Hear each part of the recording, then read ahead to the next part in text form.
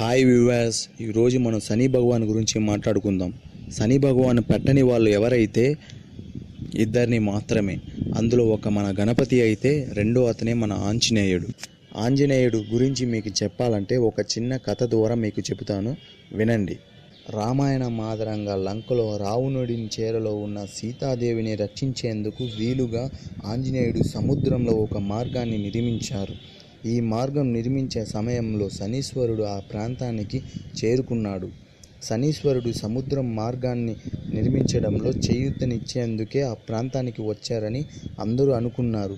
కానీ ఆంజనేయుడిని పట్టేందుకే శనీశ్వరుడు వచ్చినట్లు శని భగవాను తెలిపాడు. చెప్పినట్లే ఆంజనేయుడు తలపై ఎక్కి కూర్చున్న శని ఆంజనేయుడు చేసే పనులన్నిటినీ అంతరాయం కలిగించాడు. కానీ శ్రీరామ భక్తుడిగా సీతాదేవిని రక్షించేందుకు చేస్తున్న సుకార్యమునకు శనీశ్వరుడు తలపై కూర్చొని అంతరాయం కలిగిస్తున్నాడని భావించిన ఆంజనేయుడు శనీశ్వరుడిని తలను వదిలిపెట్టి కాలు భాగాన పట్టుకోమని చెబుతాడు.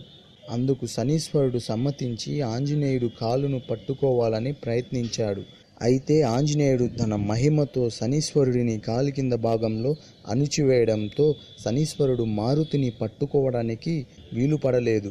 దీంతో పాటు శనీశ్వరుడు ఆంజనేయుడి పాదాల కిందనే ఉండి తప్పించుకునే మార్గం లేక తప్పించిపోయాడని పురాణాలు చెబుతున్నాయి. ఈ కథాంశాన్ని పేర్కొంటూ చిత్రీకరించిన చిత్రలేఖనాలు తమిళనాడు చెంగల్పట్టు కోదండరాముని ఆలయంలో ఉన్నాయని పురోహితులు అంటున్నారు. అందుచేత శనిగ్రహ ప్రభావం నుంచి తప్పుకున్న ఆంజనేయుడిని పూజించే వారికి శనీశ్వరుడి నుంచి వచ్చే ఈత బాధలు పూర్తిగా తొలగిపోతాయని పురోహితులు చెబుతున్నారు. కాబట్టి శనివారం నాడు లేదా అమావాస్య తేదీల్లో ఆంజనేయుడి నేతితో దీపం వెలిగించే వారికి సకల సంపాదాలు చేకూరుతాయని విశ్వాసం. ఇంకా రావణుడి చేరలో ఉన్న నవగ్రహాలను తప్పించిన కారణంగా ఆంజనేయుడికి శనీశ్వరుడు ఒక వరం అందించాడు. ఆ వర ప్రభావంతో ఏలినాటి శని ప్రభావంలో ఉన్న జాతకాలు ఆంజనేయుడిని స్తుతిస్తే వారికి శనిగ్రహం నుంచి ఏర్పడాల్సిన ఈత బాధలు సమస్యలు తొలగిపోతాయని పురాణాలు చెబుతున్నాయి. ఓకే ఫ్రెండ్స్, ఈరోజు మనం ఈ కథ గురించి తెలుసుకున్నాం కదా.